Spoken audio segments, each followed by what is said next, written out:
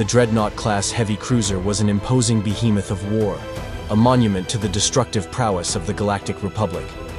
Its immense size was not just for show. Every inch of the ship's frame was crafted to house weapons capable of dominating the battlefield. To gaze upon it was to witness the very concept of force made tangible, a vessel whose mere presence instilled fear in enemies and reverence in allies.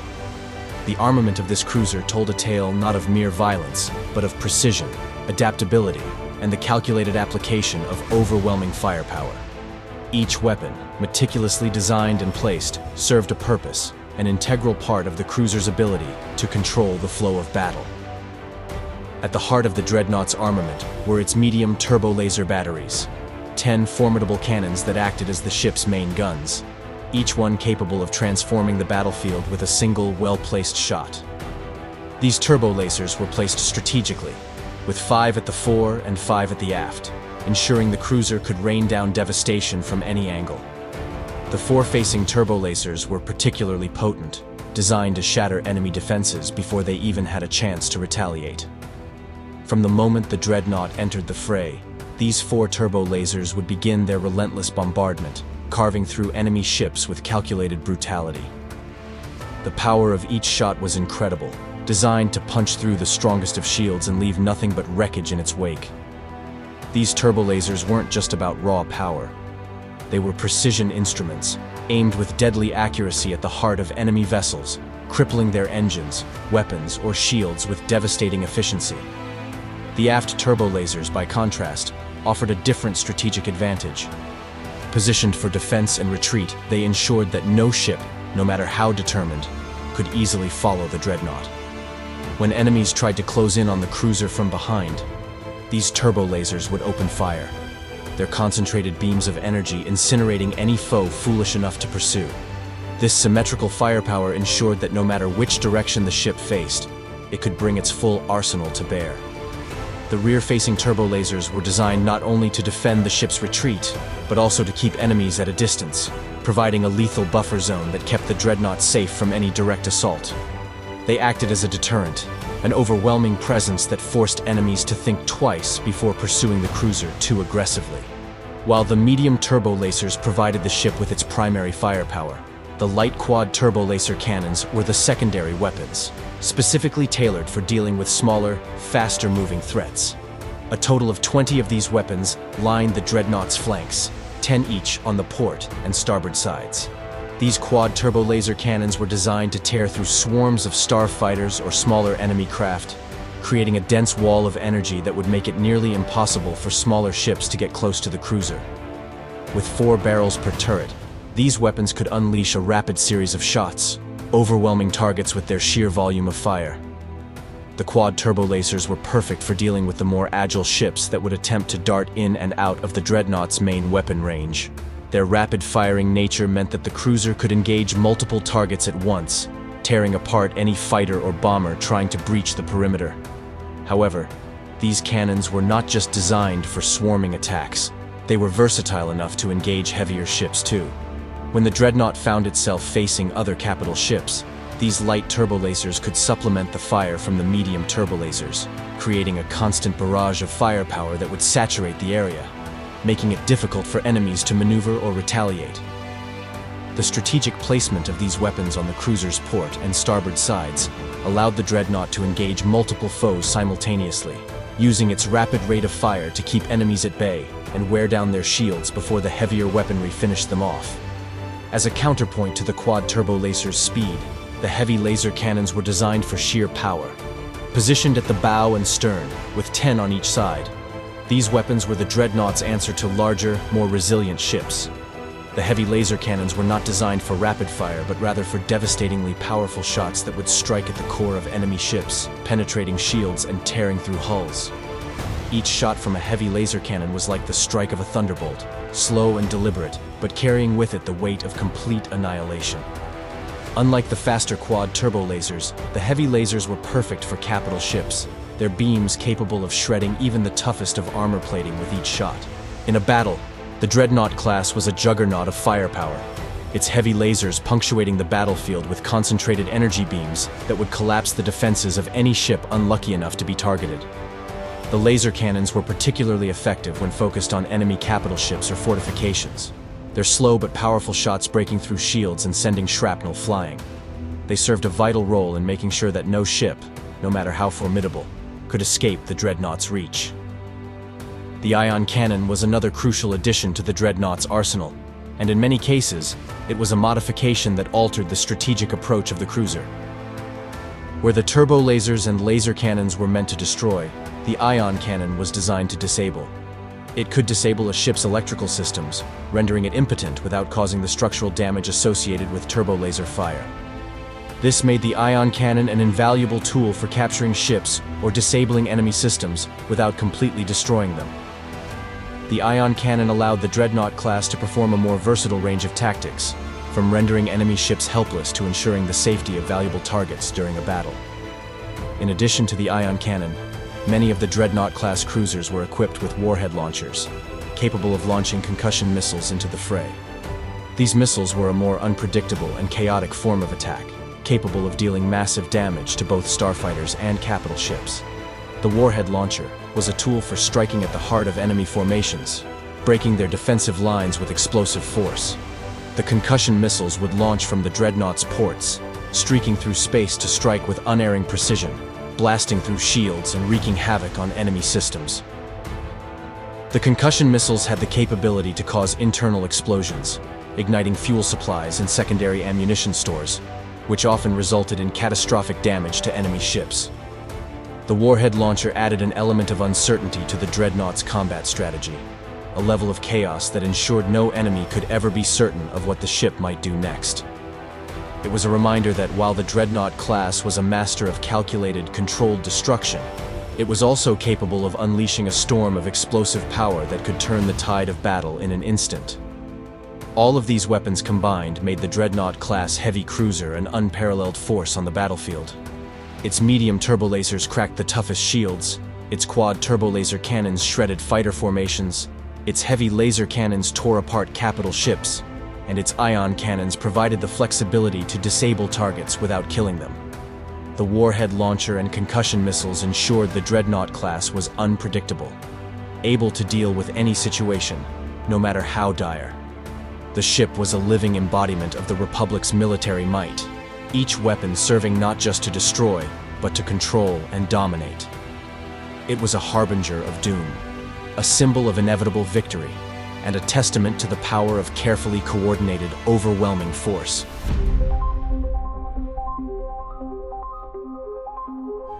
The Dreadnought-class Heavy Cruiser was a marvel of its time, a hulking testament to the engineering ambitions of the Galactic Republic. Central to its operation were its propulsion and power systems, immense, powerful, and inefficient by modern standards.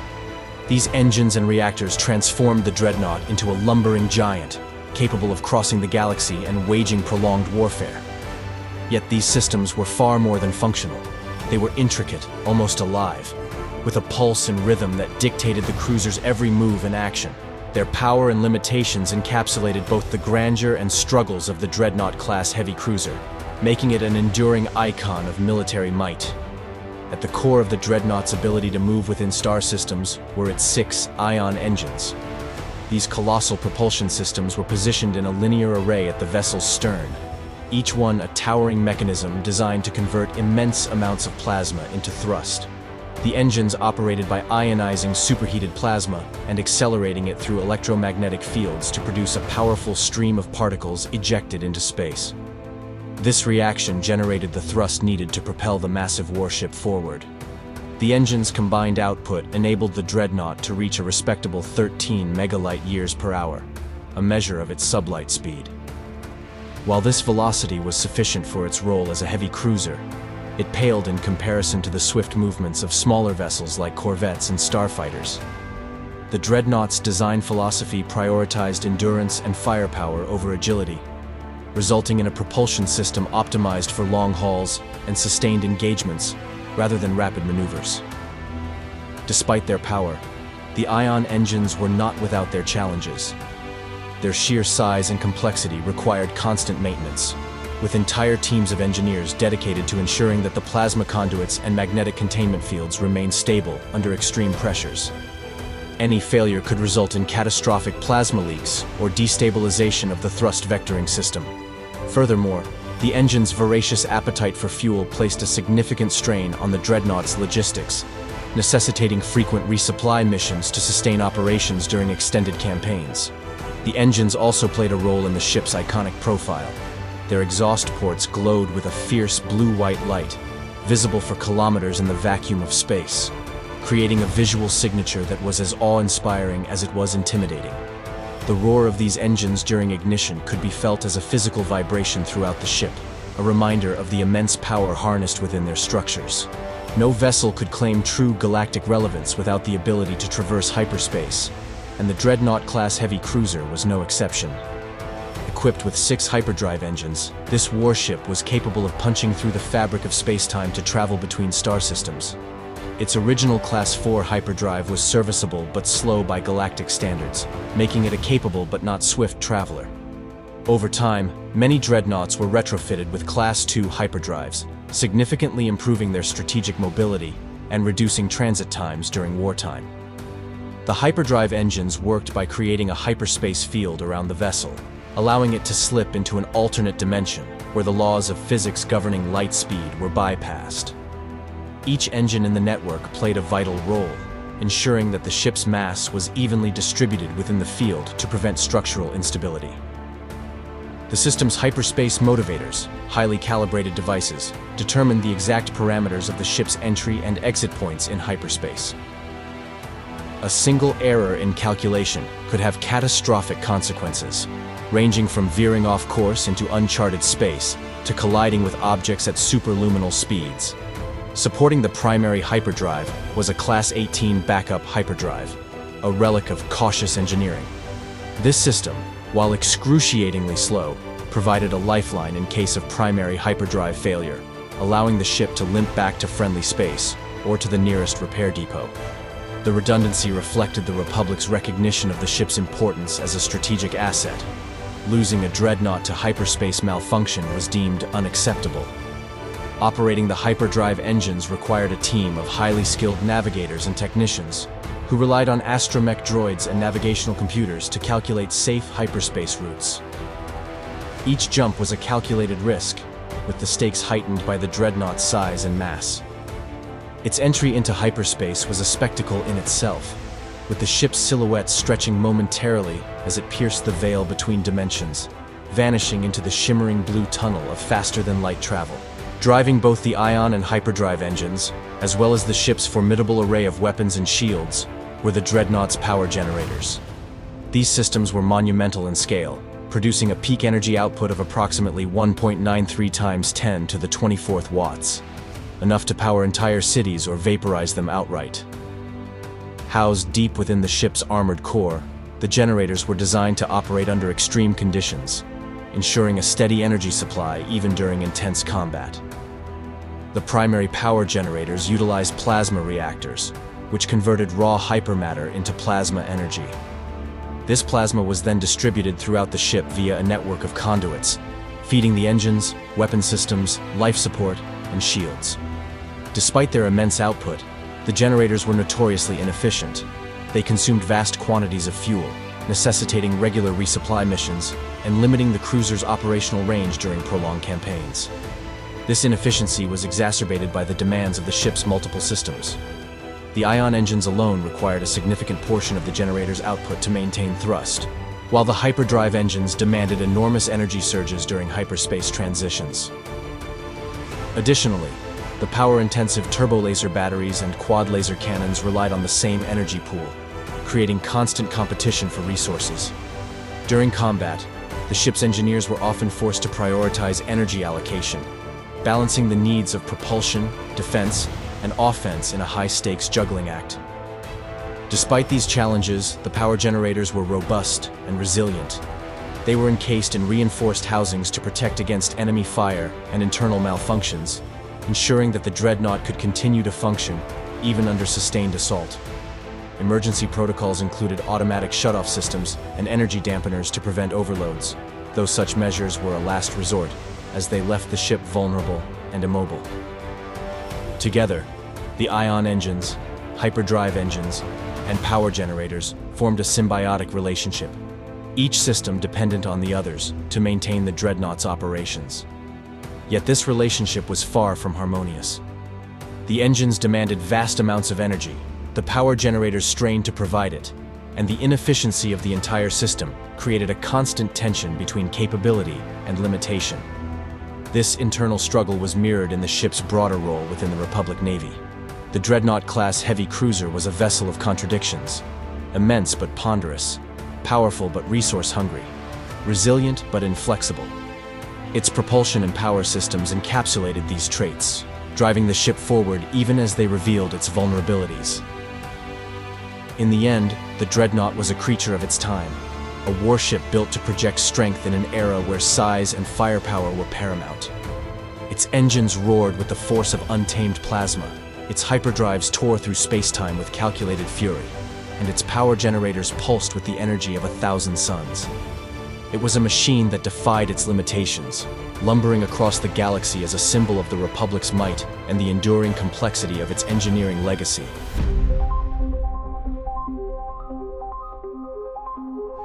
The Dreadnaught-class Heavy Cruiser was a formidable testament to the technical prowess and strategic foresight of its creators, a ship designed not merely to survive the rigors of war, but to dominate the void. With its imposing physical dimensions, 600 meters in length, 116.5 meters in width, and 129.7 meters in height, including its lower sensor array, this massive vessel was a floating fortress, built to inspire both awe and fear. Every detail of its design was a reflection of the Republic's military objectives: firepower, resilience, and versatility. The Dreadnaught's hull, rated at 1,056 resistance units, was constructed from layers of reinforced durasteel and enhanced composite materials. This fusion of high-grade alloys formed a robust skeletal frame capable of withstanding sustained bombardments from a wide range of weaponry. Its shape was angular and purposeful, designed not for elegance but for function. The hull itself was a patchwork of armor plating, shaped not merely to withstand impacts, but to deflect them, guiding incoming projectiles away from the vessel's vulnerable components. The front section, especially around the command tower and sensor arrays, was heavily reinforced to endure the most intense attacks, while the rear section was similarly armored to protect the propulsion systems. The central superstructure, where the bulk of the vessel's operations were conducted, was both the ship's heart and its most exposed part, balancing strategic vulnerability with operational necessity. Here, amidst the humming of advanced machinery, the command officers and crew coordinated their responses to the ever-changing tides of battle, the ship's heart beating in time with their efforts. Around the superstructure, the armor plates were segmented and interlocked, designed not only for protection but for efficient repair. The modular construction of the hull allowed for easy replacement of damaged sections, meaning that even if a part of the vessel took critical damage, the repairs could be made quickly in the middle of a conflict. The external panels, reinforced with self-repairing alloys, allowed the ship to withstand the destructive forces that could tear apart lesser warships. Equally important to the Dreadnaught's formidable design was its shielding system, rated at 1920 SBD, standardized battle durability. These shields surrounded the ship like an invisible cocoon, designed to absorb and redirect the energy from direct hits and beam weaponry, making the cruiser a near-impenetrable fortress in space. Comprised of multiple energy layers, each equipped with redundant systems to prevent catastrophic failure, the shields could be adjusted and reallocated to the most vulnerable areas in real time, ensuring that the Dreadnought remained resilient even under the heaviest of assaults. The primary energy emitters were distributed across the hull, concentrated around the ship's most critical components, such as the reactor core and command deck. When activated, these energy fields would shimmer and hum with immense power, giving the impression that the ship itself was a living entity, absorbing the power of the cosmos to protect itself. However, the shields were not invulnerable. The energy output required to maintain these defenses was enormous, and under sustained heavy fire, the shields would eventually buckle. In such a scenario, the Dreadnought would rely on its robust armor to absorb the remaining impacts, buying time for repairs and countermeasures. Internally, the Dreadnought was a vast network of interconnected chambers, passages, and compartments, each purpose-built for specific functions. The inner workings of the ship were like the arteries and veins of a living creature, carrying supplies, energy, and data between the various segments that kept it running smoothly. The lower decks were primarily dedicated to engineering and auxiliary functions, housing the ship's massive reactors and maintenance bays. These sections buzzed with activity, where technicians and engineers worked tirelessly to ensure the ship's many systems were functioning properly. The cooling units for the reactors, the power generators that fed the engines, and the vast data networks that linked all sections of the ship were all found here, tightly packed into the lower levels. The midship sections housed the living quarters and operational hubs, providing space for the hundreds of personnel who maintained and operated the vessel. These sections were quieter, offering some respite from the endless hum of machinery that dominated the lower decks. Crew members here lived in barracks-style quarters, though the higher ranks had access to more comfortable rooms. Despite the utilitarian nature of the ship, the command deck stood as a beacon of efficiency, a space brimming with both advanced technology and human ingenuity. Officers and strategists worked around large holographic tables, directing battle tactics and engaging in fleet-wide coordination efforts. The upper levels of the Dreadnought were the command center, where the heart of the ship's operations pulsed. Here, surrounded by reinforced glass and protective barriers, the ship's commanders could see the space around them, ready to make tactical decisions in real time. The ship was equipped with multiple redundant communications arrays, ensuring that the Dreadnought could communicate with both friendly forces and command fleets at great distances. This connectivity was crucial for coordinating large-scale operations and ensuring that the ship's actions were aligned with the larger strategic picture. The sensor systems of the Dreadnaught-class Heavy Cruiser were among the most advanced in the fleet, designed for comprehensive detection and analysis of the surrounding space. With its medium-range primary and secondary sensor transceivers, the Dreadnought could detect enemy ships, incoming projectiles, and other objects of interest from vast distances. These sensors were distributed across the hull in various arrays, some of which were designed to handle long-range scanning, while others were fine-tuned for close-quarters detection, allowing the ship to maintain an ever-vigilant watch on its surroundings. The navigation systems aboard the Dreadnought were a marvel of modern engineering, capable of charting hyperspace courses through even the most dangerous and heavily trafficked routes. The ship's crew could seamlessly navigate through asteroid fields, debris clouds, and hostile environments, thanks to a combination of stellar cartography, navigational charts, and automated course plotting systems. When it came to navigating through the turbulent space surrounding an enemy fleet, the Dreadnought's guidance systems ensured that the cruiser could maneuver with precision, no matter how chaotic the battle became. The lower sensor array, extending from beneath the central body of the ship, provided a 360-degree view of its environment.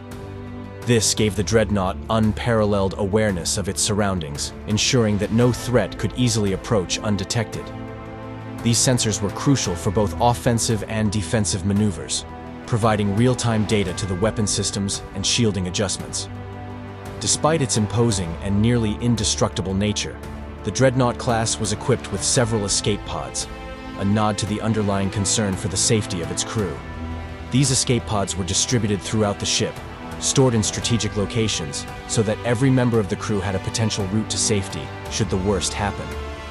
Though the Dreadnought's design was focused on durability, it was not impervious to the chaos of war, and in moments of crisis, these escape pods provided a lifeline, ensuring that lives could be preserved even in the face of overwhelming destruction.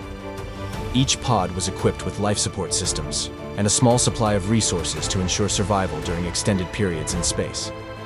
They were designed to be launched quickly, carrying survivors to nearby safe zones or to awaiting rescue vessels. Despite the vessel's advanced design and overwhelming firepower, the inclusion of these escape pods reflected a deep-seated understanding that, in the vastness of space, even the mightiest warships could be vulnerable. In every way, the Dreadnaught-class Heavy Cruiser embodied the strategic thinking of its time. It was a ship built for war, forged in the fires of an ongoing galactic conflict, and it carried with it the legacy of countless battles fought. Its hull was a fortress, its shielding a protective barrier, its sensors and navigation systems a keen set of eyes and hands guiding it through the stars. It was a living entity, a creature of war, destined to endure the cruelties of battle, to feel the weight of its mission, and to carry out the will of its masters across the stars. Its design was not just about surviving the conflict, but about thriving within it, ever ready for the next challenge that the galaxy would throw its way.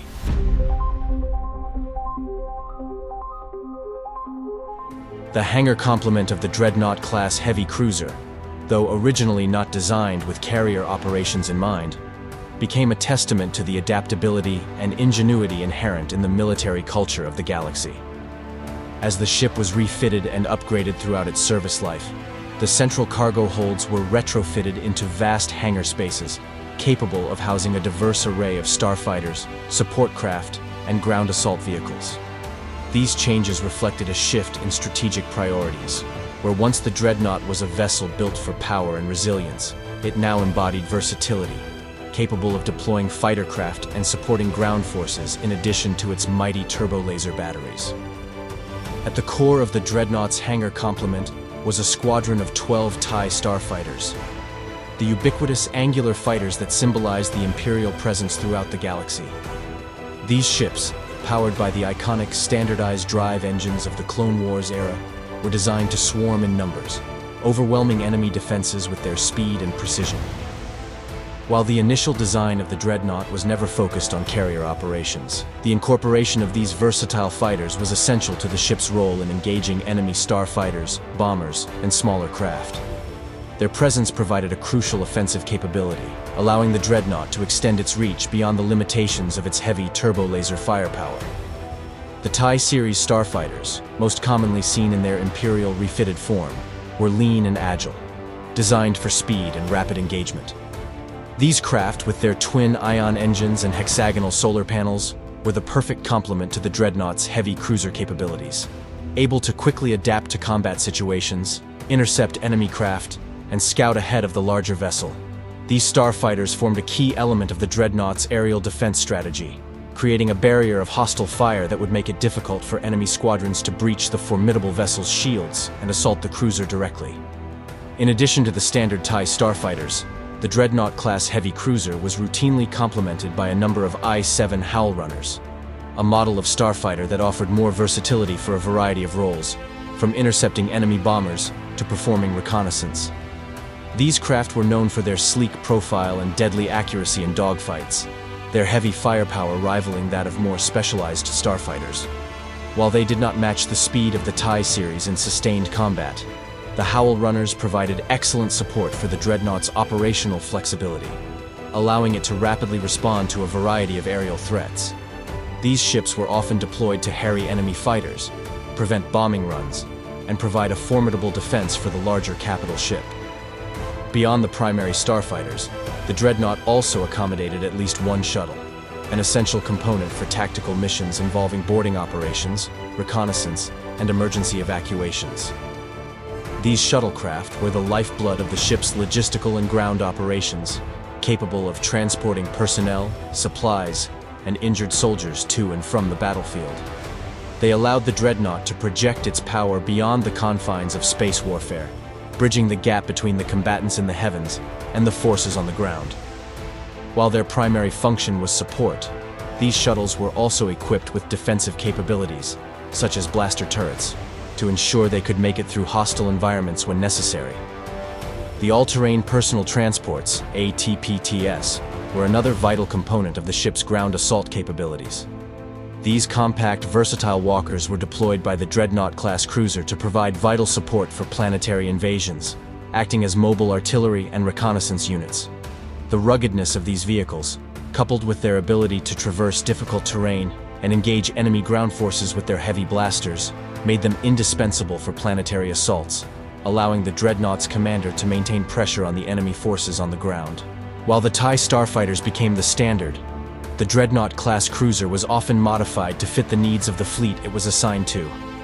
Ships of non-Imperial origin, like the Longshot, carried a modified complement of cloak-shaped fighters, a more specialized craft designed for stealth and surprise attacks.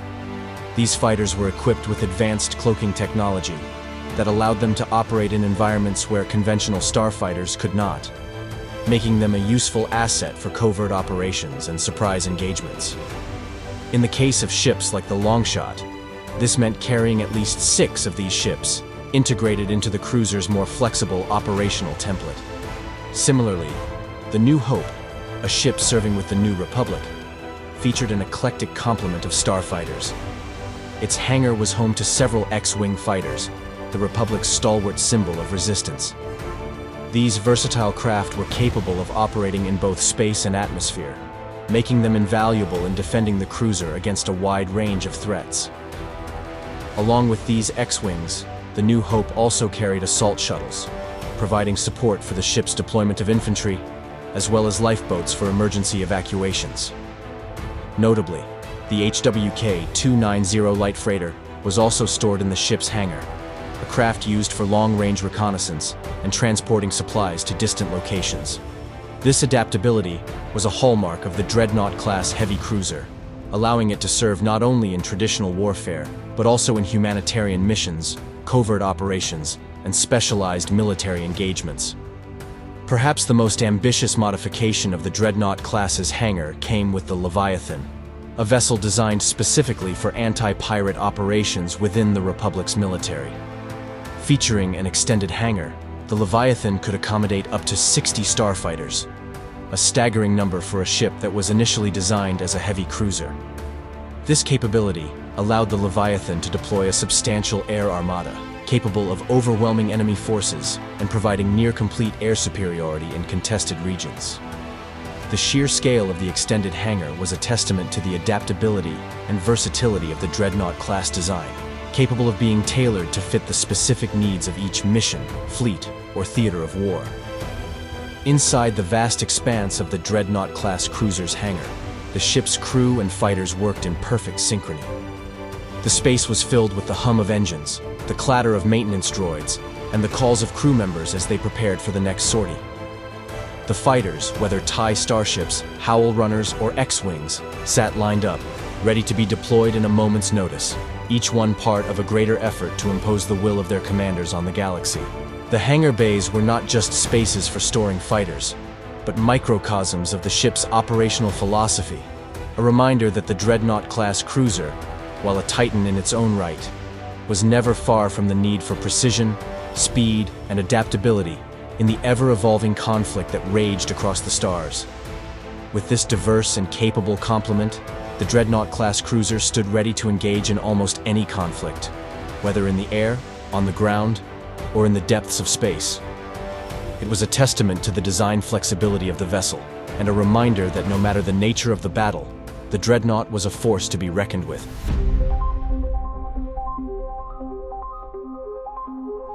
The Dreadnaught-class Heavy Cruiser is not merely a warship. It is a colossal testament to military engineering, requiring a vast array of specialized personnel, automated systems, and technological sophistication to function at its peak. Every inch of this mighty vessel is dedicated to the art of warfare, and at the heart of its prowess lies the complex network of crew members who breathe life into the ship. From its towering bridge to the low hum of its engine decks, the Dreadnought class requires a finely tuned balance of expert hands and eyes to guide it through the trials of galactic conflict.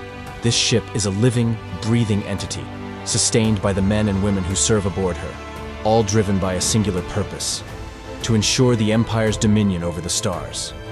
The Dreadnaught-class Heavy Cruiser's core crew is an intricate web of officers, specialists, and support staff, numbering a total of 16,113 personnel. Each member is rigorously trained in the arts of war, engineering, tactics, and technology, ensuring the ship's flawless operation. From the commanding officer in the Grand Bridge to the last engineer working tirelessly in the depths of the hull, each person plays an essential role in the ship's operations.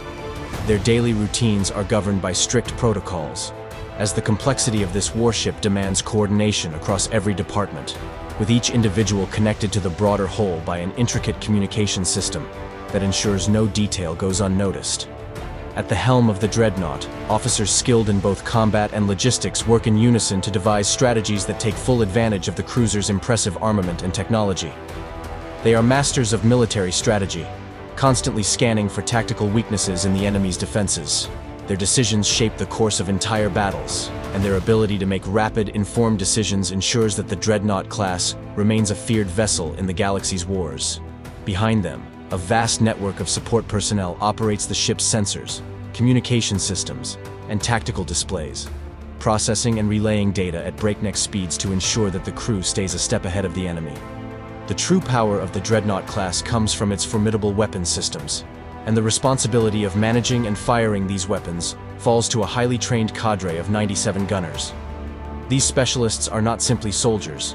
They are experts in the precision management and operation of the ship's turbo laser batteries, laser cannons, and quad laser turrets. The sheer weight of responsibility upon their shoulders is immense. These gunners hold the key to unleashing the immense firepower that can obliterate entire fleets in mere moments. Each gunner is well versed in the subtle differences of every weapon system aboard the Dreadnought class. The turbo lasers, for instance, are massive energy cannons capable of shattering capital ships with a single shot. The gunners must understand the intricacies of each system, ensuring that the ship's fore and aft turbo laser batteries are perfectly synchronized during battle. Meanwhile, the quad laser turrets, strategically placed along the port and starboard sides of the ship, offer superior flexibility and can engage smaller, more agile targets, like starfighters or incoming missiles. The gunner's ability to maintain constant readiness, even under intense stress, is what gives the Dreadnought class its fearsome reputation.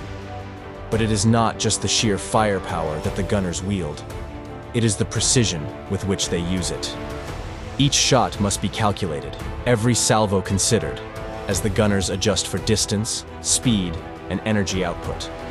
A single misfire could result in a catastrophic failure, but these gunners work in perfect harmony, calculating the perfect trajectories and making adjustments with split-second timing. They are the ship's offensive lifeblood, capable of turning the tide of battle with a single well-placed blast. While the standard crew complement of the Dreadnought class is formidable, the Katana fleet-style variant offers a streamlined design, cutting the crew count down to 2,204 personnel. This reduction in crew size highlights the cruiser's ability to operate with remarkable efficiency and automation. The technology aboard these ships has evolved, with the reliance on manual labor reduced through advanced systems that handle much of the ship's maintenance and combat functions. While still a formidable fighting force, these ships are designed to operate in more specialized roles, where swift deployment and minimal crew are crucial for success. In this configuration, fewer officers are needed, but each is highly skilled and multifaceted, with many taking on multiple responsibilities. The ship's engineering and tactical systems have been optimized to operate with far less human intervention. The reduced crew size, however, does not mean a decrease in the ship's combat potential. Rather, it allows for more direct and precise responses to the rapidly evolving demands of battle. Even with a smaller crew, the ship can still deploy its quad laser cannons, turbo laser batteries, and heavy laser cannons with brutal efficiency, proving that even in a streamlined form, the Dreadnought class remains a potent force. Despite its massive size and power, the Dreadnought class can function effectively with a minimum crew of 9,000, highlighting the ship's self-sufficiency and the sheer sophistication of its design. This crew reduction represents the height of military engineering, where the ship's internal systems are so finely tuned that they can run autonomously with minimal human intervention. The ship's automated systems handle much of the workload, from navigation to maintenance, allowing the reduced crew to focus on the most critical tasks, such as defense, strategic decisions, and coordination with other fleet assets. The Dreadnought class, even in this minimal configuration, maintains its full complement of weapons, shields, and support systems. The automated systems ensure that the turbo laser batteries fire with the same lethal efficiency, while the sensors and communications stay fully operational, keeping the crew apprised of any threats in the area. The ship's resilience in the face of reduced manpower is a testament to its advanced design, a machine that can operate on the fringes of space with minimal human presence, but never loses its deadly edge. Beyond the technical personnel and gunners, the Dreadnought class also supports the deployment of 3,000 troops, soldiers trained to storm enemy strongholds, secure key positions, and maintain control over planetside operations. These troops are equipped with the latest in personal combat technology, including all-terrain personal transports and shuttles that allow for rapid deployment in any environment. They are the heart of the Dreadnought's offensive power, carrying the war to the enemy's doorstep. The soldiers aboard the Dreadnought class are chosen for their bravery and tactical ingenuity, capable of navigating hostile terrain, battling opposing forces, and securing vital assets for the Republic. The ship is also capable of carrying a substantial amount of cargo, up to 9,000 metric tons, which includes everything from supplies and ammunition to medical equipment and rations for the troops.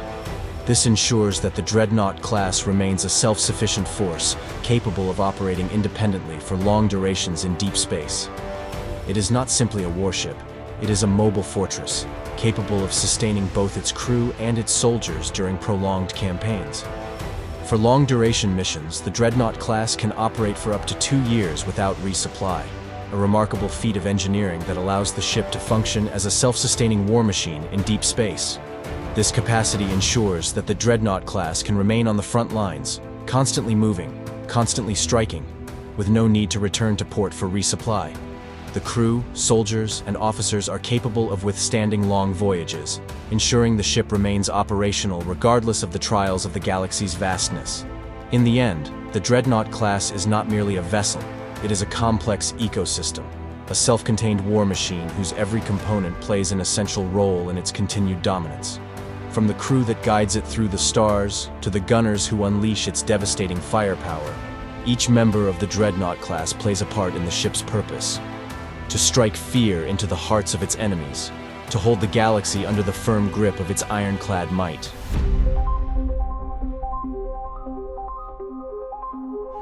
The Dreadnaught-class Heavy Cruiser stands as a monument to the artistry of warship design and the industrial prowess of the galaxy's greatest shipbuilders. Its creation is not merely a tale of metal and technology, it is the story of ambition, foresight, and a vision that sought to shape the very fabric of galactic warfare.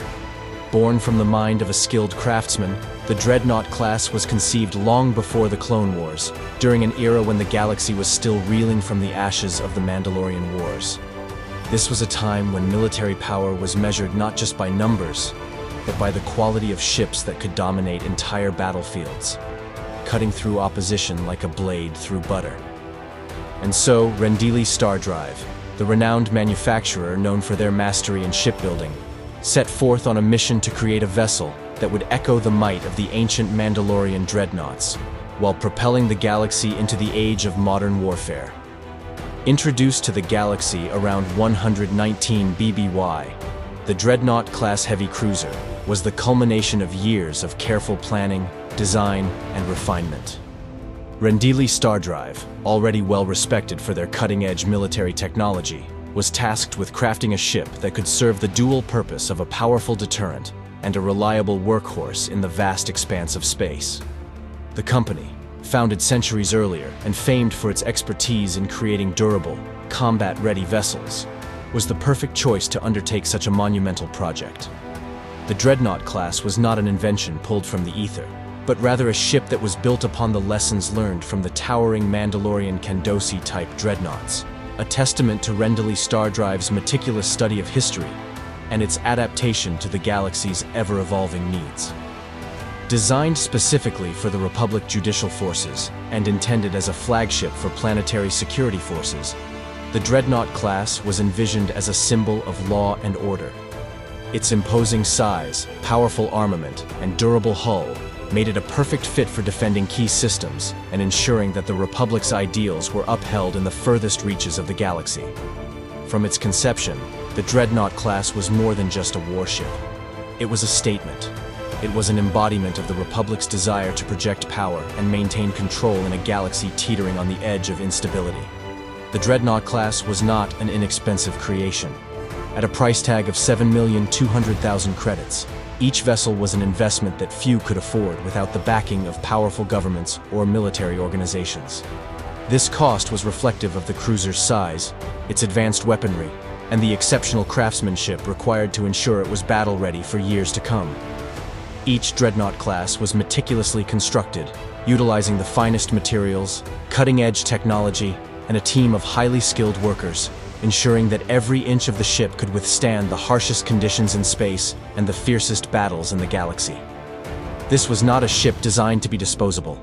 It was designed to be a long-term investment in security and power. However, like any great creation, The Dreadnought class was not immune to the harsh realities of war. The black market value of a used Dreadnought class could soar to 35,555,000 credits, reflecting both the demand for such a formidable vessel and the scarcity of these ships on the open market. In the wake of the Clone Wars and the shifting allegiances that followed, these ships became valuable assets to those who could afford them, fiercely coveted by warlords, pirates, and mercenaries looking to establish themselves as forces to be reckoned with. While their official cost may have been reserved for governments and military leaders, the Dreadnought class represented a prize worth many times its original price in the hands of the right buyer. The design of the Dreadnought class was deeply influenced by the past, specifically by the Mandalorian Candosi-type dreadnoughts that had once ruled the battlefield during the Mandalorian Wars. These ancient ships were known for their size, strength, and resilience, and they left a lasting legacy that would be woven into the very fabric of the Dreadnought class. As the Republic sought to prepare for the threats posed by the growing Separatist alliance, the shipbuilders at Rendley Star Drive looked to the past for inspiration, seeking to create a ship that could combine the sheer power of the Candosi dreadnoughts with the technological advancements of the modern age. The result was a heavy cruiser that possessed not only the strength to hold its own in battle, but also the flexibility to adapt to the ever-changing demands of galactic warfare. The Dreadnought class was born of necessity, crafted by an understanding of the galaxy's turbulent history and a vision for the future. It was not just a ship, it was a carefully constructed tool of war, designed to project power across the galaxy and to remind all who encountered it of the Republic's unwavering resolve. With its arrival in 119 BBY, the Dreadnought-class Heavy Cruiser cemented itself as one of the most formidable and versatile warships ever created, and it would continue to serve as a cornerstone of military strategy for decades to come. The legacy of the Dreadnought class lies not just in its history, but in its enduring presence as a symbol of what happens when skill, ambition, and technology converge. From the drawing boards of Rendley Star Drive to the battlefield, the Dreadnought class became a mainstay in the Republic's arsenal. It would go on to serve as the foundation for many future designs, influencing countless generations of warships and military engineers. The Dreadnought-class Heavy Cruiser was not merely a product of its time. It was a ship ahead of its time, its design philosophy enduring far beyond its original creators, shaping the future of starship warfare for centuries to come.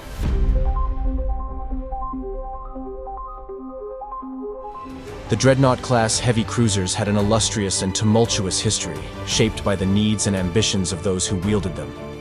Commissioned during a time when galactic unrest was simmering beneath the surface, these ships were originally designed to assert the authority of the Republic judicial forces and to safeguard the Republic's vast territories. Their introduction marked a significant moment in military history, as the Dreadnought class sought to blend the legacy of the past with the promises of future technological advancements. However, their service was not without flaws, and the path they would follow was anything but predictable. At first, the Dreadnought-class cruisers were seen as a triumph of engineering. They were large, heavily armed vessels, capable of laying waste to enemy forces and standing as monuments to the Republic's military might. Their capacity to patrol vast sectors and their formidable weaponry made them indispensable for maintaining order across the galaxy. For a time, they were seen as the pinnacle of naval warfare in the Republic's arsenal. However, as time passed, it became clear that despite their strengths, the Dreadnought class was not without its shortcomings. The ships, though powerful, were still burdened by a significant flaw: their immense crew requirements.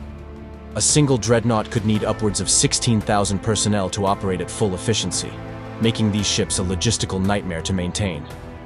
This was particularly problematic given the galaxy's ever-growing conflicts and the stretched resources of the Republic during the Clone Wars.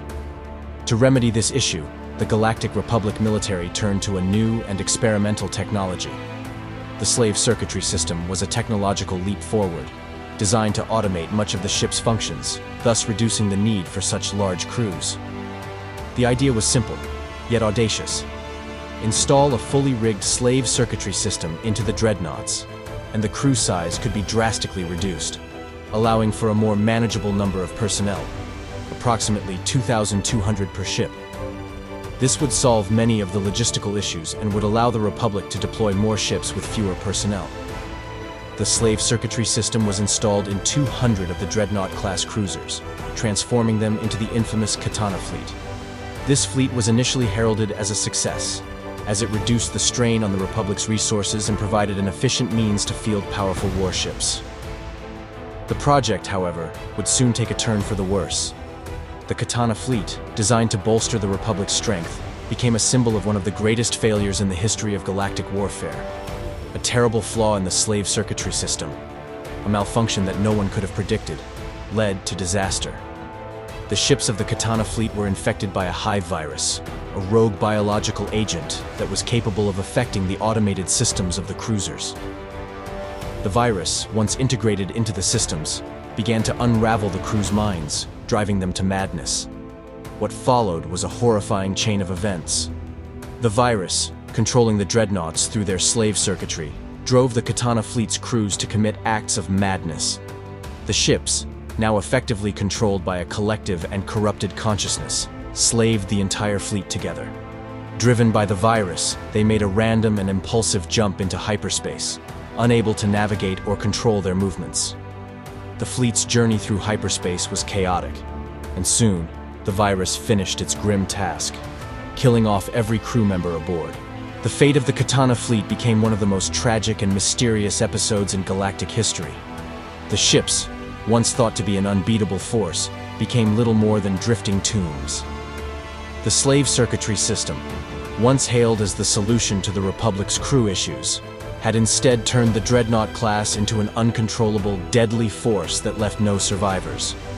While the Katana fleet was an infamous chapter in the history of the Dreadnought class, the technology that caused its demise was not easily abandoned.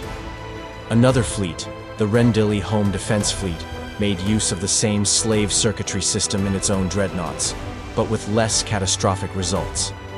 The use of the system was controversial, given the events of the Katana fleet, yet the Rendili Home Defense Fleet continued to deploy these dreadnoughts throughout the galaxy.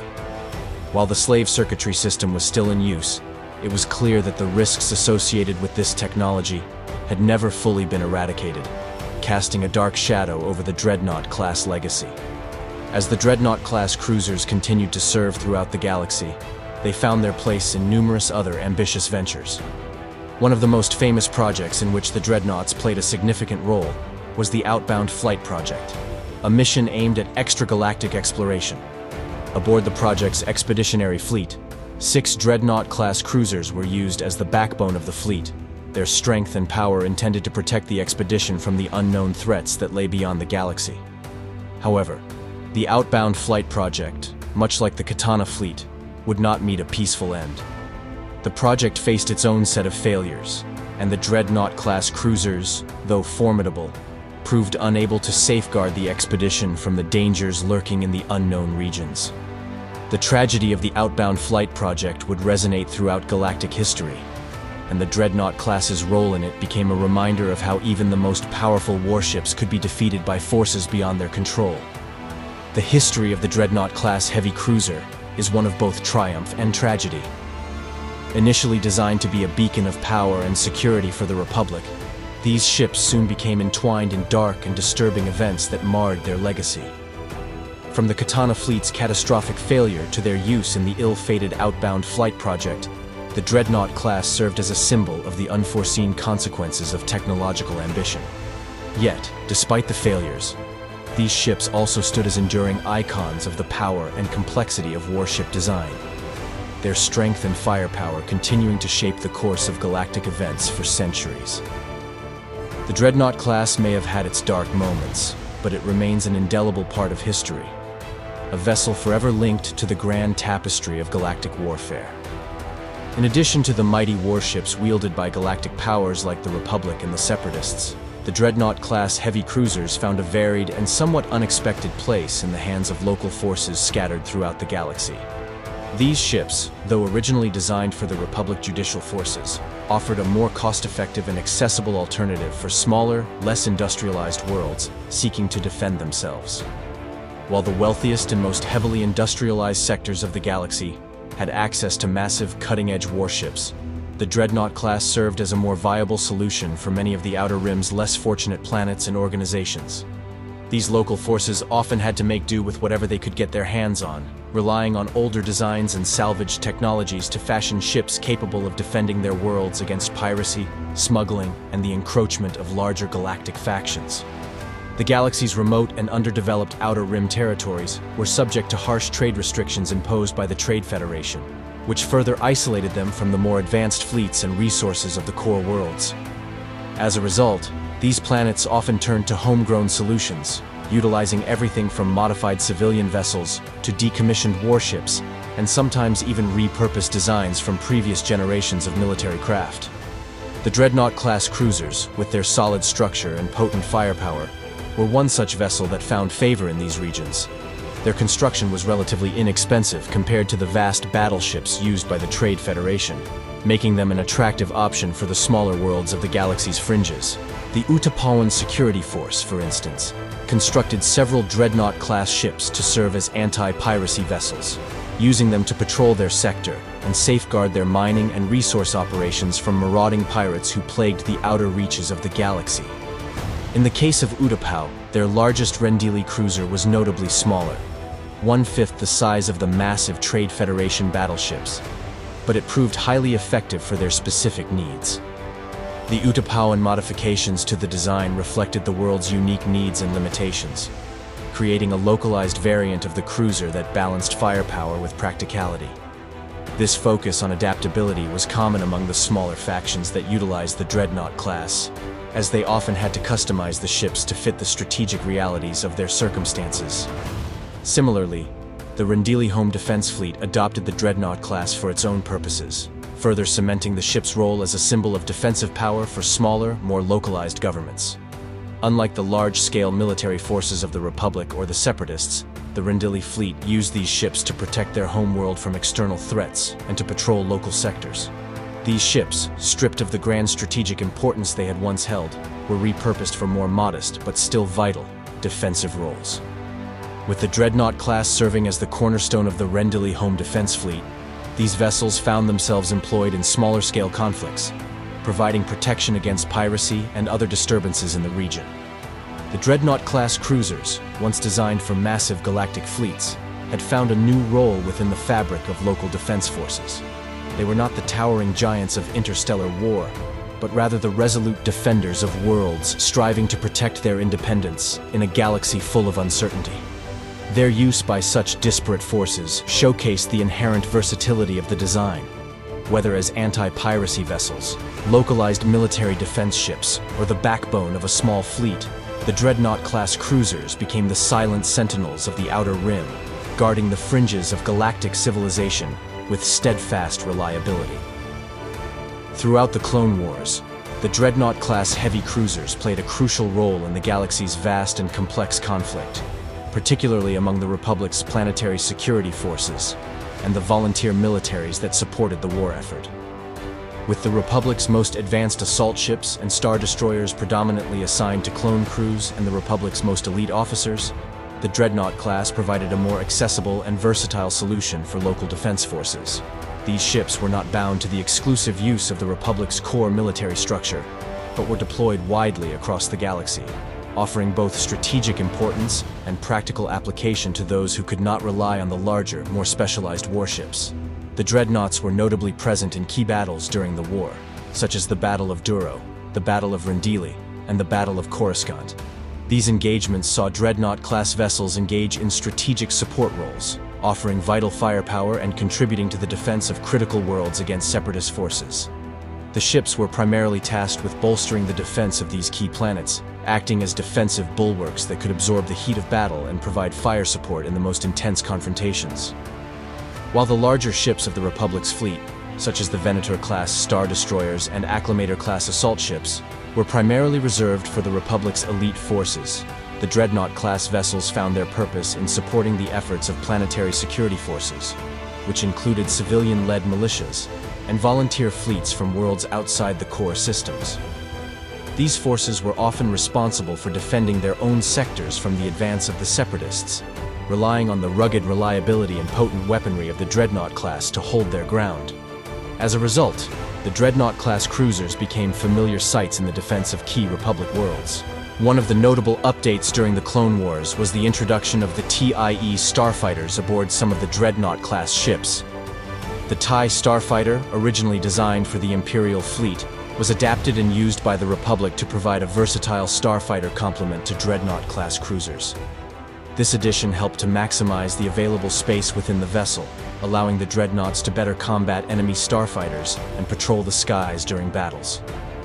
The smaller, agile TIE starfighters were deployed as a form of anti-starfighter defense, providing a necessary countermeasure against the Separatists' extensive fleets of droid starfighters and bombers. The addition of these starfighters marked an evolution of the Dreadnought class as a more complete and capable warship, one that could hold its own in both space combat and planetary defense.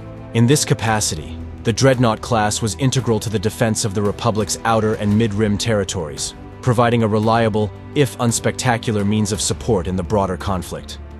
While not as glamorous or advanced as the Republic's Star Destroyers, these ships were still a cornerstone of planetary defense, manned by volunteers and local security forces who defended their homes with these dependable and heavily armed vessels. The Dreadnought-class cruisers became symbols of steadfast defense in a galaxy torn apart by war, their iconic silhouette a testament to the power of resilience in the face of overwhelming odds. In the wake of the Clone Wars, the Dreadnought-class heavy cruisers found a new role within the Imperial Navy, where their abundance, coupled with their reliability and relative affordability, made them ideal for deployment across the galaxy.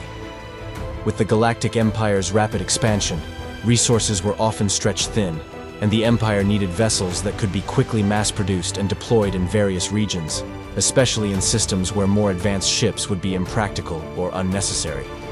For this purpose, the Dreadnought-class cruisers were ideal candidates.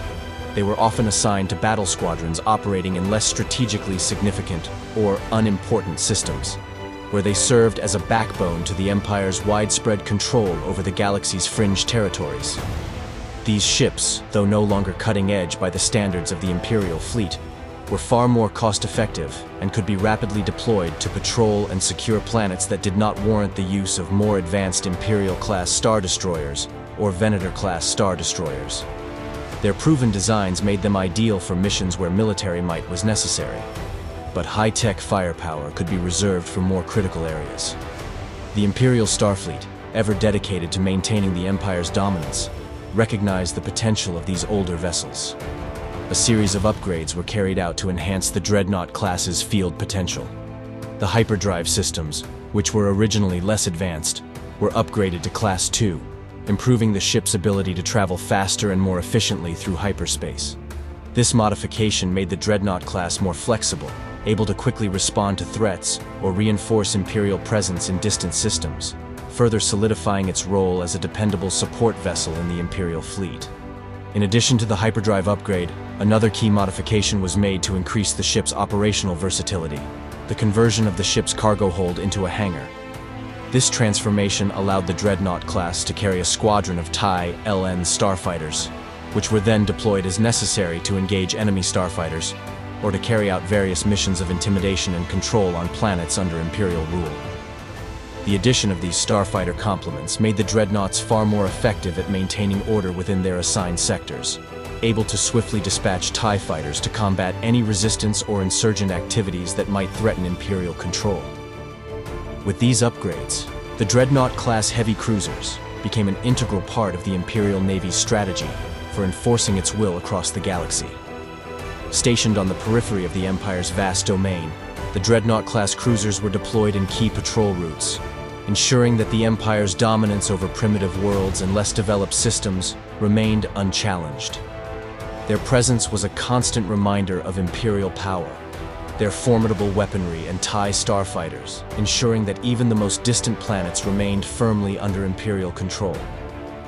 Though they were not the most glamorous or sophisticated ships in the Imperial fleet, the Dreadnoughts served their purpose well. Their effectiveness as patrol ships, equipped to handle minor skirmishes, suppress resistance, and maintain order in the far reaches of the galaxy, made them a lasting symbol of the Empire's iron grip. These cruisers embodied the Empire's relentless drive for control, proving that sometimes even the most outdated tools could be wielded effectively in the name of domination. 50 years after the catastrophic loss of the Katana fleet, a fleet of Dreadnaught-class heavy cruisers that had been lost to the galaxy after a series of tragic events. Grand Admiral Thrawn, the brilliant tactician of the Imperial Remnant, succeeded where others had failed.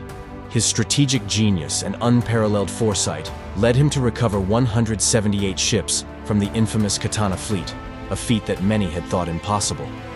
These ships, which had been lost to the galaxy after the devastating hive virus incident, had drifted into the fringes of the galaxy for decades, with their fate largely unknown.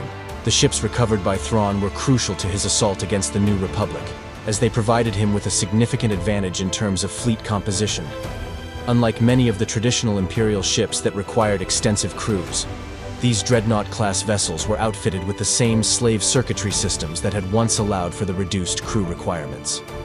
With cloned Navy crewmen in abundance, thanks to the new Empire's investment in cloning technology, Thrawn was able to man the Dreadnoughts with minimal personnel, preserving his forces for other critical endeavors while still maintaining an impressive fleet of formidable warships.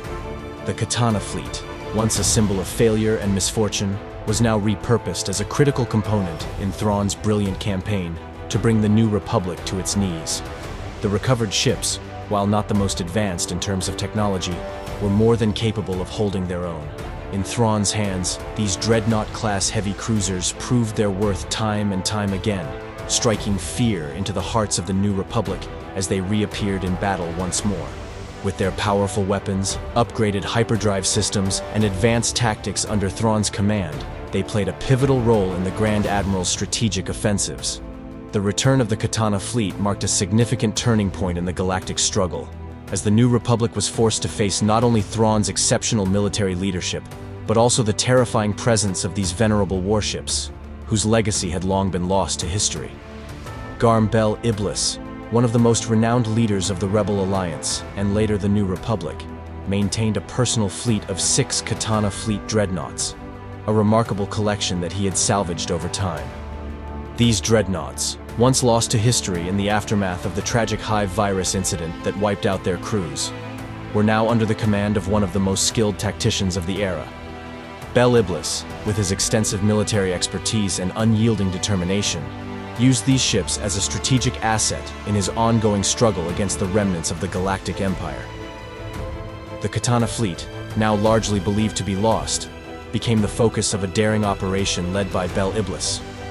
Over time, he successfully captured 15 of the ships, including the most coveted of them all, the Katana itself. His tactical brilliance and resourcefulness allowed him to systematically locate and secure these warships, which were scattered across the galaxy. These dreadnoughts, though decades old, remained formidable due to their reinforced hulls, potent weaponry, and their reduced crew requirements thanks to the slave circuitry systems. Among Bel Iblis's fleet, several of the dreadnoughts had been retrofitted with advanced ion cannons, a modification that further enhanced their combat capabilities, particularly in neutralizing enemy shields and disabling enemy vessels without causing catastrophic damage. This strategic modification allowed Bel Iblis to engage with greater precision, capturing enemy ships intact for use by the Rebel Alliance. His use of the Katana fleet, and especially the Katana itself, represented a significant victory for the Rebels, giving them access to formidable capital ships at a time when their resources were often stretched thin. However, the final battle for the Katana fleet was a costly one. In a fierce confrontation, the last ship of the Katana fleet was destroyed, marking the end of an era. Despite the loss, the acquisition of the Katana fleet's remaining ships was a major boon for Garm Bel Iblis and his cause. His fleet, bolstered by the Katana-class dreadnoughts, became a symbol of the New Republic's growing strength. Its ability to harness the power of the past and use it to fuel the struggle against tyranny. The dreadnoughts served as a testament to the resilience and ingenuity of those who fought for the galaxy's freedom, showcasing how even the most tragic losses in galactic history could be transformed into pivotal victories through courage and determination.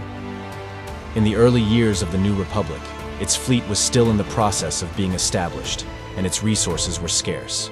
As a result, the newly formed government made use of donated, captured, and recovered Dreadnought-class cruisers from various sources, including former Imperial fleets, Republic salvage operations, and Rebel victories.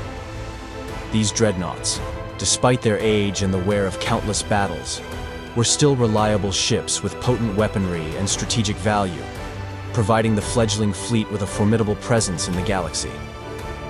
They became a vital component in the New Republic's fight to consolidate control and protect its borders. These Dreadnaught-class cruisers, with their legacy rooted in both the Galactic Republic and the Imperial Navy, served as a bridge between the old and new galactic powers. Their inclusion in the New Republic defense fleet allowed the young government to project strength in the face of countless threats from the remnants of the Empire and the ever-present dangers lurking in the galaxy. With their advanced weaponry and robust design, these ships were far from obsolete, though their role in battle had changed over time. Their continued use spoke to the resourcefulness of the New Republic, who, rather than discarding the dreadnoughts as outdated relics, repurposed them for a new era of galactic politics. The New Class Project, a modernization and reformation initiative within the New Republic, eventually saw the decommissioning of the Dreadnaught-class cruisers. This project ushered in a new generation of warships that were more advanced and capable, better suited for the demands of a galaxy on the brink of further upheaval. While many of the dreadnoughts were retired from active service, their legacy continued to shape the structure of the New Republic's military fleet. However, the story of the dreadnoughts did not end with the New Republic's decommissioning. The Yuuzhan Vong War, which engulfed the galaxy in the years that followed, would see the resurgence of these classic ships. Despite being overshadowed by newer warships, the dreadnoughts were called back into service by the New Republic and later the Galactic Federation of Free Alliances, the successor government formed in the wake of the New Republic's struggles. In the face of the relentless onslaught of the Yuuzhan Vong, the dreadnoughts proved to be a resilient and essential part of the war effort.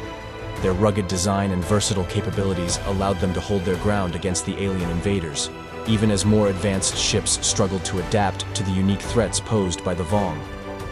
The dreadnoughts, in a sense, became symbols of the Federation's perseverance, a reminder of the galactic legacy they were fighting to protect.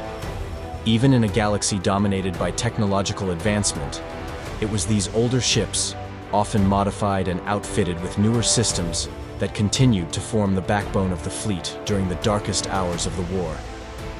Though the Dreadnaught-class cruisers were ultimately overshadowed by the more advanced and specialized ships of the New Republic and its successor government, their role in galactic history remained significant. These vessels, once the backbone of planetary defense forces and later adopted by the Empire and the Rebels, had endured through the rise and fall of empires and governments, always adapting to meet the needs of the era they served in. From the early days of the Rebel Alliance to the struggles of the Galactic Federation of Free Alliances, the Dreadnaught-class cruisers remained a symbol of the tenacity and ingenuity of those who fought to protect the galaxy, regardless of the obstacles they faced. During the Rebel Alliance's struggle against the Galactic Empire, and later during the formative years of the New Republic, the need for more adaptable and efficient warships became ever more critical. The traditional Dreadnaught-class Heavy Cruisers, with their significant crew requirements and relatively static design, were slowly re-envisioned by these emerging powers to better suit the realities of irregular warfare. In the face of limited resources and the overwhelming challenges presented by the Empire, many Dreadnaught-class cruisers were converted into assault frigates, ships designed to provide superior firepower and versatility while requiring fewer crew members to operate. These converted assault frigates proved to be a more manageable option for the Alliance and New Republic, particularly in their guerrilla tactics against the more heavily fortified Imperial fleet. With crew requirements greatly reduced, the dreadnaughts, now transformed into more efficient vessels, could be operated with a streamlined crew, making them easier to maintain, deploy, and sustain in prolonged engagements. This conversion significantly reduced the need for large crew complements, which had once been one of the defining limitations of the Dreadnaught's original design. One of the major changes in these conversions was the enhancement of the ship's armament. While the original Dreadnaughts were formidable in their time, their weapons were retooled and upgraded to make them even more potent for modern combat. The assault frigates carried a heavier armament, allowing them to function as both offensive powerhouses and defensive fortresses, capable of taking on larger, more heavily armed adversaries. The emphasis was placed on maximizing firepower while ensuring that the ships remained relatively mobile and flexible on the battlefield. The result was a fleet of Dreadnaught-class assault frigates that could be deployed as force multipliers in critical battles. These ships, Though less glamorous than the larger Star Destroyers or the specialized Venator-class warships, became key assets for the New Republic during its campaign to secure its sovereignty and push back against the remnants of the Empire. Their heavier armament, combined with the ability to operate with fewer crew members, allowed them to punch above their weight class, engaging in prolonged engagements and standing their ground in critical space battles. The conversion process itself was a testament to the ingenuity of the New Republic's engineers and military strategists. These ships, once seen as relics of a bygone era, were reborn as formidable warriors that played an indispensable role in the New Republic's naval strategy. They were used in numerous engagements during the Yuuzhan-Vong War, where they proved their worth against even more sophisticated and dangerous threats. Their role in these conflicts highlighted the importance of adaptive tactics and resourceful engineering, especially when fighting against foes that seemed to outclass the New Republic in terms of technological superiority. These converted Dreadnaught-class assault frigates became symbols of the New Republic's resilience and resourcefulness, embodying the principle that victory could be won not only through advanced technology and firepower, but also through the ability to adapt and make the most of what was available. The Dreadnaughts, once the symbol of an outdated military era, had been remade into a new form, capable of striking fear into the hearts of those who sought to undermine the fragile peace the New Republic had fought so hard to establish. In their final transformation, these ships stood as a testament to the enduring legacy of the Dreadnought class, an enduring symbol of resilience, innovation, and the relentless spirit of the forces that would fight to defend the galaxy. By the time the Sith Imperial War broke out in 127 ABY, the once proud Dreadnaught-class heavy cruisers had largely faded from active military service. Their legacy, however, would not be forgotten, and the vessels that had once served as pillars of galactic conflict would find a new purpose in an unexpected chapter of galactic history. With the galaxy in the throes of an intense conflict between the Sith Empire and the Imperial Remnant, a new chapter in the story of these ancient ships began to unfold. As the forces of darkness and light clashed once more, a hidden, secretive order within the galaxy, known only to a select few, began a monumental project. This secret group, operating beyond the reach of galactic politics and war, sought to build a temple of immense power and purpose, one capable of sheltering their knowledge, guarding ancient secrets, and ensuring the survival of their order. The Hidden Temple, a sanctuary and bastion of the mysterious forces, required vast amounts of resources to complete its construction. Though the galaxy was embroiled in endless wars and the wreckage of countless battles scattered the cosmos, the Hidden Temple's architects turned to one of the most unlikely sources of materials, the very wreckage of the Dreadnaught-class ships that had once played a crucial role in the galaxy's military conflicts. These retired dreadnoughts, having long since been decommissioned and left to rust in abandoned shipyards or forgotten storage docks, were seen as little more than outdated hulks by most galactic powers. Their once proud hulls, battered by decades of combat and neglect, held little value to the Imperial Remnant or the New Republic. Forces that were more interested in building fleets of more advanced ships. Yet, to the enigmatic creators of the Hidden Temple, these hulks were far more than mere relics. Their massive, sturdy frames, their reinforced hulls, and the remnants of their former might held untapped potential. With careful planning and expert craftsmanship, the Dreadnought-class ships were deconstructed. Their metal plates, weapons systems, and structural components meticulously repurposed for the construction of the Hidden Temple. The colossal frames of the cruisers, once designed for galactic dominance, were reshaped into the very foundation of this secretive structure. The powerful energy generators and shielding systems from these ships were retrofitted into the temple's defenses, ensuring that it would remain secure from outside threats. For the architects of the Hidden Temple, the process was as much symbolic as it was practical. The transformation of the dreadnoughts into the building blocks of a new age represented a shift in galactic power, a transition from military might to spiritual strength, from raw combat to the careful preservation of knowledge. The Dreadnought-class ships, which had once been instruments of war, were now foundational elements in a sanctuary that would safeguard the future of a new generation. As the years passed, the Sith Imperial War raged on, and the Hidden Temple grew ever more powerful and enigmatic. Its creation, in part forged from the remnants of the Dreadnought-class heavy cruisers, became an enduring symbol of both the futility of war and the ability to find strength in the ruins of the past. The ships that had once borne the weight of military might were now enshrined in the eternal shadows of a hidden place, guarding secrets that, if ever revealed, could change the course of the galaxy's destiny. In the end, the Dreadnaught-class cruisers found their place not on the front lines of battle, but as the very framework upon which the future would be built. Their legacy was not one of destruction, but of transformation, a testament to the enduring power of what remains, even in the aftermath of war. The practice by Rendley Star Drive of licensing the production of Dreadnaught-class heavy cruisers to local shipyards across the galaxy ultimately led to a wide array of unique and diverse variants of the iconic vessel, each tailored to meet the specific needs and specifications of the various planetary defense forces and factions that adopted them.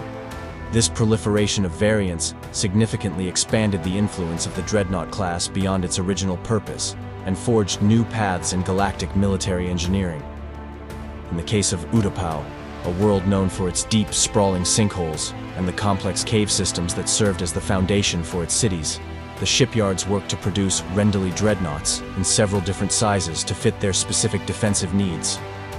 The Utapauan variation was not a direct copy of the original Dreadnought class, but rather a modified design that reflected the unique topography and resources of the planet. These ships were optimized for the kind of guerrilla warfare the Utapauans would engage in, able to utilize their vast underground complexes for storage and maintenance, while their relatively smaller size allowed them to maneuver through the cavernous landscapes of their homeworld's natural fortifications. However, the most notable instance of local customization came from the Quarren engineers working at the Mon Calamari orbital shipyards. While initially working under the Rendley Star Drive license, these engineers pushed the boundaries of the Dreadnought-class design, creating some of the most extreme and aggressive variants in the history of starship development. These ships often featured heavily modified weapon systems, reinforced hulls, and enhanced propulsion units, making them far more formidable than the baseline Dreadnought-class heavy cruisers. Their radical rethinking of the vessel's form and function would lay the foundation for a major shift in galactic warfare. When the Clone Wars ignited, the engineering community at Mon Calamari orbital shipyards underwent a dramatic transformation. Amid the chaos of galactic conflict, many of these talented Quarren engineers, disillusioned with the growing influence of the Republic and the Jedi, defected to the side of the Confederacy of Independent Systems. Their designs, born from their work on the Rendley dreadnoughts, would prove pivotal in the development of a new class of warship for the Separatists. One of the most remarkable fruits of this defection was the creation of the Providence-class carrier-destroyer, a ship that would forever alter the course of the Clone Wars. Taking inspiration from the Rendley dreadnought's formidable power and adaptability, the Quarren engineers designed the Providence class to combine heavy firepower with advanced carrier capabilities, allowing it to launch and recover starfighters while also engaging in large-scale naval combat. The Providence class became one of the Confederacy's most iconic vessels, an evolution of the Dreadnought class that was perfectly suited for the demands of galactic warfare. Not content with just refining the Dreadnought, the Quarren engineers would take their design even further, developing the Separatist Dreadnought, an upscaled and more heavily armed version of the Providence class. This behemoth-class warship became a symbol of the Separatists' growing power, towering over its predecessors with an array of turbolasers and ion cannons designed to dominate any foe that stood in its way. With its enhanced weapons systems, the Separatist Dreadnought would prove itself on countless battlefields, launching devastating assaults against Republic forces throughout the galaxy. The legacy of the Dreadnought class and its variants, from the smaller local adaptations like the Utapauan dreadnoughts to the massive galaxy-spanning terror of the Separatist Dreadnought, illustrates the adaptability of Rendley's design philosophy. It also highlights the ingenuity of engineers across the galaxy, who took the foundational principles of the Dreadnought class and reimagined it, giving birth to an array of warships that would go on to leave an indelible mark on galactic history. In the end, the Dreadnought class was more than just a warship. It was a canvas upon which countless designers and engineers painted their own visions of power, protection, and destruction. Whether it was a modified Rendley dreadnought for a world like Utapau, or the mighty Providence class and Separatist dreadnought that rained terror on the battlefield, The ships that evolved from Rendelli's original designs became as diverse and varied as the galaxy itself.